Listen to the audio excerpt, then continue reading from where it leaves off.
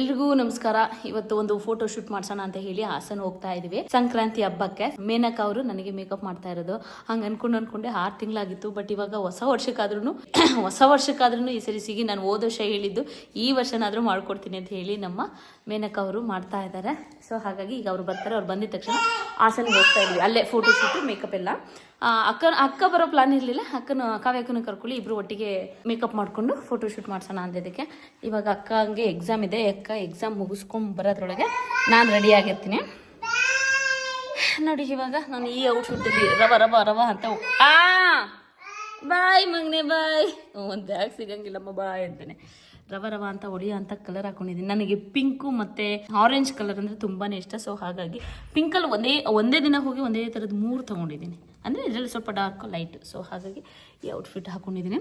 ಏನು ಗೋಲ್ಡ್ ಸ್ಯಾರಿ ಎಲ್ಲ ಅವರೇ ಪಾಪ ರೆಡಿ ಮಾಡ್ಕೊಂಡಿದ್ದಾರೆ. ಮೇಕಪ್ ನಮ್ಮದು ಬಳೆಯಿಂದ ಹಿಡಿದು ಓಲೆಯಿಂದ ಹಿಡಿದು ಸ್ಯಾರಿ ಬ್ಲೌಸು ಪ್ರತಿಯೊಂದು ಕೂಡ ಅವರೇ ರೆಡಿ ಮಾಡ್ಕೊಂಡಿದ್ದಾರೆ. ನಮ್ದು ಏನಿಲ್ಲ ನೋಡಿ. ಮೊನ್ನೆ ನಳಿನಿ ಆಂಟಿ ಕೈಯಲ್ಲಿ ಫೇಶಿಯಲ್ ಮಾಡಿಸ್ಕೊಂಡ್ಬಂದಲ್ಲ, ಎಷ್ಟು ಗ್ಲೋ ಬಂದಿದೆ ಅಂತ ಹೇಳ್ಬಿಟ್ಟು. ಆ್ಯಕ್ಚುಲಿ ನಂದು ವೀಡಿಯೋಗೆ ನಾನು ರಿಯಲಾಗಿ ಇದ್ದಂಗೆ ಬರಲ್ಲ. ಆ್ಯಕ್ಚುಲಿ ದಪ್ಪ ಕಾಣಿಸ್ತೀನಿ, ಅಷ್ಟು ದಪ್ಪ ಇಲ್ಲ ನಾನು.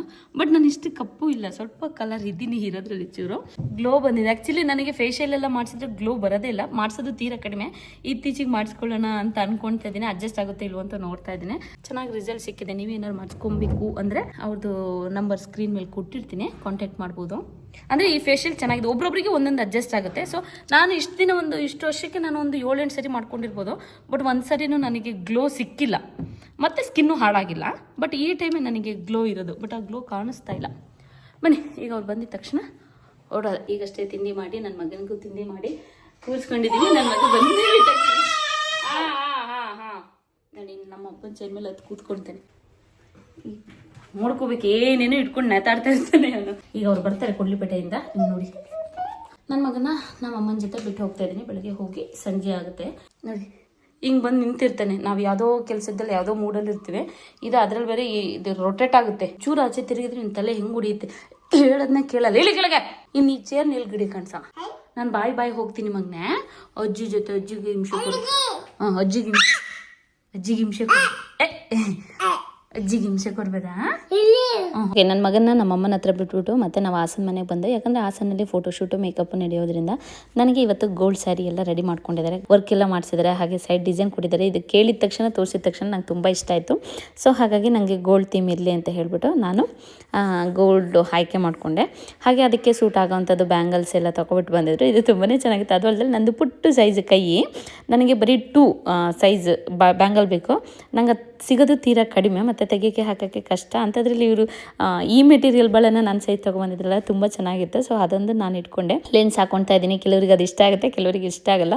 ನಾನು ಇದು ಸೆಕೆಂಡ್ ಟೈಮ್ ಟ್ರೈ ಮಾಡ್ತಾ ಇರೋದು. ಒಂಥರ ಚೆನ್ನಾಗಿತ್ತು. ನಮ್ಮ ಲುಕ್ಕೇ ಒಂಥರ ಬೇರೆ ಚೇಂಜ್ ಆಗುತ್ತೆ. ಹಾಗೆ ಮೇಕಪ್ ಎಲ್ಲ ಸ್ಟಾರ್ಟ್ ಮಾಡ್ಕೊಂಡ್ರು. ಅಂದರೆ ಮೇಕಪ್ ಮಾಡಿದ ತಕ್ಷಣ ಅದು ಚೆನ್ನಾಗಿ ಕಾಣಿಸಲ್ಲ, ಗಾಡಿ ಅನಿಸುತ್ತೆ. ನನಗೆ ಹೆವಿ ಅನ್ನಿಸ್ತು. ನಾನೇ ತುಂಬ ಆಯಿತು, ಸ್ವಲ್ಪ ಕಡಿಮೆ ಮಾಡಿ ಅಂತ ಹೇಳಿದೆ. ಆಮೇಲೆ ನಾವು ಮೇಕಪ್ ಮಾಡೋ ಒಂದು 1 hour ಅಥವಾ 2 hours ಬೇಕಾಗುತ್ತೆ.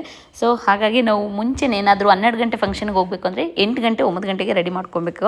ನನಗೆ, ಬೇರೆಯವರಿಗೆಲ್ಲ ಹೇಗೋ ಗೊತ್ತಿಲ್ಲ. ಸೊ ನನಗೆ ಒಂದು 2 hours ಬೇಕಾಗುತ್ತೆ. ನನ್ನ ಕೂಡ ಕ್ಲೀನಾಗಿ ಎಲ್ಲ ರೆಡಿ ಆಯಿತು. ಅಷ್ಟೊಳಗೆ ಅಕ್ಕ ಕೂಡ ಬಂದಳು. ಅಕ್ಕನೂ ಕೂಡ ಅವಳು ಬೇರೆ ಸ್ಯಾರಿ, ಅಂದರೆ ನಮ್ಮ ಜಾವ್ಯ ಅಲಂಕಾರ ಸ್ಯಾರಿನೇ ಅವಳು ಆಯ್ಕೆ ಮಾಡ್ಕೊಂಡಿದ್ದಾಳೆ. ಪರ್ಪಲ್ ಕಲರ್ ಇದು, ಇದರಲ್ಲೇ ಪಿಂಕ್ ಇದೆ, ರೆಡ್ ಇದೆ. ಇಷ್ಟ ಬಂದವರು ನಿಮಗೆ ಬೇಕಾದರೆ ಆರ್ಡರ್ ಮಾಡ್ಕೊಬೋದು. ನಾನು ವೇರ್ ಮಾಡಿರೋ ಸ್ಯಾರಿ ಬೇಕು ಅಂದರೂ ಕೂಡ ತರಿಸಿ ಕೊಡ್ತೀವಿ. ಬಟ್ ಅದು 3,500 ಹತ್ರ ಆಗುತ್ತೆ. ಹೇರ್ ಸ್ಟೈಲು ನಮ್ಮದು ನಮ್ಮ ಅಕ್ಕಂದು ಈ ಥರ ಇತ್ತು. ನಮ್ಮ ಅಕ್ಕ ತುರ್ಬ ಹಾಕಿಸ್ಕೊಂಡ್ಲು. ನನಗೆ ತುರ್ಬ ಅಷ್ಟು ಚೆನ್ನಾಗಿ ಕಾಣಿಸಲ್ಲ ಅಂತ ಹೇಳಿ ನಾನು ಈ ಥರ ಪ್ರಿಫರ್ ಮಾಡ್ತೀನಿ. ನಂದು ಫೈನಲಿ ಈ ಥರ ರೆಡಿ ಆಗಿದೆ. ಇನ್ನು ಮೇಕಪ್ ಈಗಲ್ವಾ ಆಗಿರೋದು, ಇನ್ನೊಂದು 1/2 hour ಬೇಕಾಗುತ್ತೆ ಅಡ್ಜಸ್ಟ್ ಆಗೋಕ್ಕೆ. ಸೊ ಆಮೇಲೆ ಫೋಟೋ ಶೂಟಿಗೆ ಅಂತ ಹೇಳಿ ಹೊರಗಡೆ ಹೋಗ್ಬೇಕು. ಈಗ ಕ್ಯಾಮ್ರಾಮ್ಯಾನ್ ಒಂದು ಜಾಗಕ್ಕೆ ಬರೋಕ್ಕೆ ಹೇಳಿದ್ದಾರೆ. ನೋಡಬೇಕು ಯಾವ ಥರ ಇದೆ ಆ ಪ್ಲೇಸ್ ಅಂತ ಹೇಳಿ. ಬನ್ನಿ ಹೋಗೋಣ. ಬೂನಳ್ಳಿಲಿ ಇಲ್ಲಿ ಯಾವುದೋ ಲೊಕೇಶನ್ ಇದೆ ಅಂತ ಹೇಳಿ ಇಲ್ಲಿ ಕರ್ಕೊಂಡು ಬಂದಿದ್ದಾರೆ.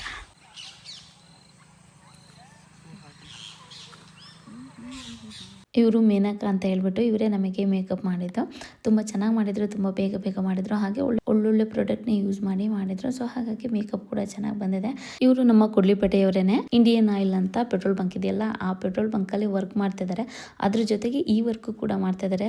ಒಬ್ರು ಒಂದು ಹೆಣ್ಮಗು ಆಗಿ ಕಷ್ಟಪಟ್ಟು ವರ್ಕ್ ಮಾಡ್ತಾರಲ್ಲ, ಸೊ ಅಂಥವರಿಗೆ ಸಪೋರ್ಟ್ ಮಾಡಬೇಕು. ನಿಮ್ಗಳ ಮನೇಲಿ ಏನಾದರೂ ಫಂಕ್ಷನ್ಸ್ ಇದ್ರೆ ಮೇಕಪ್ಗೆ ಹೇಳ್ಬೇಕು ಅಂತ ಇದ್ರೆ ಇವರಿಗೆ ಖಂಡಿತವಾಗಿಯೂ ಹೇಳ್ಬೋದು. ಇವ್ರ ನಂಬರ್ನ ನಾನು ಸ್ಕ್ರೀನ್ ಮೇಲೆ ಕೊಟ್ಟಿರ್ತೀನಿ. ಹಾಗೆ ರೀಸನಬಲ್ ಪ್ರೈಸ್ ಕಾಲೇಜಿಗೂ ಕೂಡ ಮಾಡ್ಕೊಡ್ತಾರೆ. ಅದು ಅಲ್ಲದೆ ಕೊಡ್ಲಿಪೇಟೆ, ಆಸುಪಾಸು, ನಮ್ಮ ಶನಿವಾರ ಸಂತೆ, ಸೋಮವಾರಪೇಟೆ, ಕೊಡ್ಲಿಪೇಟೆ ಈ ತರ ಹತ್ರದವ್ರಿಗೆ ಇನ್ನ ಕಡಿಮೆ ಮಾಡ್ಕೊಡ್ತಾರಂತೆ. ಕಾಂಟ್ಯಾಕ್ಟ್ ಮಾಡ್ಬೋದು. ಹಾಗೆ ಮೇಕೋರ್ ಬೈ ಮೇನಕಾ ಅಂತ ಹೇಳ್ಬಿಟ್ಟು ಇನ್ಸ್ಟಾಗ್ರಾಮ್ ಪೇಜ್ ಇದೆ, ಅಲ್ಲೂ ಕೂಡ ಹೋಗಿ ನೀವು ಕಾಂಟ್ಯಾಕ್ಟ್ ಮಾಡ್ಬೋದು. ನಾನು ಇನ್ಸ್ಟಾಗ್ರಾಮ್ ಅಲ್ಲಿ ರೀಲ್ಸ್ ಹಾಕ್ದಾಗ ತುಂಬಾ ಜನ ದಪ್ಪ ಕಾಣಿಸ್ತಾ ಇದ್ರೆ, ನಿಮಗೆ ಇದು ಸೂಟ್ ಆಗ್ತಿಲ್ಲ, ಚೆನ್ನಾಗಿಲ್ಲ ಅಂತ ಹೇಳ್ತಿದ್ರಿ. ಇನ್ನು ಕೆಲವರು ಚೆನ್ನಾಗಿದೆ, ಇಬ್ರು ಚೆನ್ನಾಗಿದ್ರೆ ಹಾಗೆ ಹೇಗೆ ಅಂತ ಹೇಳ್ತಿದ್ರಿ. ಅಂದ್ರೆ ಕೆಲವ್ರಿಗೆ ಒಂದೊಂದು ಸೂಟ್ ಆಗುತ್ತೆ, ಕೆಲವ್ರಿಗೆ ಸೂಟ್ ಆಗಲ್ಲ ಅಲ್ವಾ. ನನಗೆ ಇಷ್ಟ ಆಯ್ತು ಅಂತ ಹೇಳಿ ನಾನು ಗೋಲ್ಡ್ ತಿಮ್ಮಲ್ ಮಾಡಿಸ್ಕೊಂಡೆ. ಹಾಗೆ ದಪ್ಪನೂ ಕೂಡ ಆಗಿದ್ದೀರಾ ಅಂತ ಹೇಳ್ತಿದ್ರು. ವಿಡಿಯೋದಲ್ಲಿ ಕಾಣಿಸೋಷ್ಟು ದಪ್ಪ ಇಲ್ಲ, ಬಟ್ ವಿಡಿಯೋದಲ್ಲಿ ದಪ್ಪ ಕಾಣಿಸ್ತಾ ಇದ್ದೀನಿ. ಒಬ್ರೊಬ್ರಿಗೆ ಮೇಕಪ್ ಸೂಟ್ ಆಗುತ್ತೆ, ಬಟ್ ನಮಗೆ ಒಂದೊಂದು ಆಸೆ ಇರುತ್ತಲ್ವ, ಈ ಥರ ಮಾಡಿಸ್ಕೊಬೇಕು ವಿಡಿಯೋ ಮೇಕಪ್ಪು ಮತ್ತು ವಿಡಿಯೋ ಶೂಟು. ಸೊ ಹಾಗಾಗಿ ನಾನು ಮಾಡಿಸ್ಕೊಂಡಿದ್ದೀನಿ. ಅಂದರೆ ನಾವು ಏನಂದರೆ ನಾವೆಲ್ಲರನ್ನೂ ಮೆಚ್ಚೋಕ್ಕಾಗಲ್ಲ, ನಾವು ಎಲ್ಲರನ್ನೂ ಮೆಚ್ಚಲ್ಲಲ್ವ. ಸೊ ಹಾಗೆ ಸಮಾಜನೇ ಹಾಗೆ, ಜೀವನನೇ ಹಾಗೆ ಅಲ್ವಾ.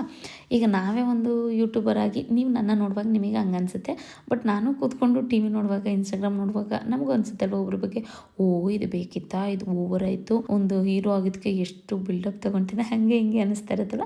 ಸೊ ನೀವು ಕೂತ್ಕೊಂಡಲ್ಲ ಅದೇ ಥರ ಮಾತಾಡ್ತೀರಾ, ಅದ್ರಲ್ಲಿ ತಪ್ಪೇನಿಲ್ಲ. ಹಾಗೆ ತುಂಬ ಜನ ಇಷ್ಟನೂ ಕೂಡ ಪಟ್ಟಿದ್ದೀರಾ. ಹಾಗೆ ಸಂಕ್ರಾಂತಿ ಹಬ್ಬಕ್ಕೆ ಎಲ್ಲರೂ ವಿಶೇಷ ಕೂಡ ತಿಳಿಸಿದ್ರೆ. ಹಾಗೆ ನಮ್ಮ ಕಡೆಯಿಂದನೂ ಕೂಡ ಹ್ಯಾಪಿ ಸಂಕ್ರಾಂತಿ. ವರ್ಷದ ಮೊದಲೇ ಹಬ್ಬ ಸಂಕ್ರಾಂತಿ, ನಿಮಗೂ ಒಳ್ಳೇದಾಗ್ಲಿ, ನಮಗೂ ಒಳ್ಳೇದಾಗ್ಲಿ. ಹಾಗೆ ಇವರು ನಮ್ಮ ನವಿ ಅಣ್ಣ ಅಂತ ಹೇಳ್ಬಿಟ್ಟು, ಇವರು ನಮ್ಮ ರಿಲೇಟಿವ್ ಆಗಿರೋದ್ರಿಂದ ನಾವೆಲ್ಲ ಚಿಕ್ಕದ್ರಲ್ಲಿ ಒಟ್ಟೊಟ್ಟಿಗೆ ಆಟ ಆಡ್ಕೊಂಡು ಬೆಳೆದಿದ್ದಂಥದ್ದು. ಸೊ ಹಾಗಾಗಿ ಅವರು ಅಷ್ಟೇ ಪ್ರೀತಿಯಿಂದ, ಗೌರವದಿಂದ ನಮ್ಮ ನೋಡ್ಕೊಳ್ಳೋದಾಗ್ಲಿ, ಕೇರ್ ಮಾಡೋದಾಗ್ಲಿ ಮಾಡ್ತಾರೆ. ಇವತ್ತು ಅಷ್ಟೇ ನಮ್ಮ ನವಿ ಅಣ್ಣ ಅವ್ರ ಕೆಲಸ ಬಿಟ್ಬಿಟ್ಟು ನಾವೇ ಹೋಗ್ತಾ ಇದೀವಿ ಅಂತ ಹೇಳ್ಬಿಟ್ಟು ಪಾಪ ನಮ್ಮ ಜೊತೆ ಬಂದು ಬೆಳಗ್ಗೆಯಿಂದ ಸಂಜೆವರೆಗೂ ನಮ್ಮ ಜೊತೆನೆ ಇದ್ಕೊಂಡು ಪಾಪ ಅವರಿಂದ ತುಂಬಾನೇ ಹೆಲ್ಪ್ ಆಯ್ತು. ಹಾಗೆ ನಾವು ಫೋಟೋ ಶೂಟ್ ಮಾಡಿಸಿದ್ದು ವೆಡ್ಡಿಂಗ್ ಡ್ರೀಮ್ ಅಂತ ಹೇಳ್ಬಿಟ್ಟು ನಮ್ಮ ಹಾಸನದವರೇನೆ. ಹಾಗೆ ತುಂಬಾ ತಾಳ್ಮೆಯಿಂದ ತುಂಬಾ ನೀಟಾಗಿ ವಿಡಿಯೋ ಶೂಟ್ ಮಾಡಿಕೊಟ್ರು. ಅಂದ್ರೆ ನಾವು ಸಂಜೆ 4:30 ಆಗಿತ್ತು.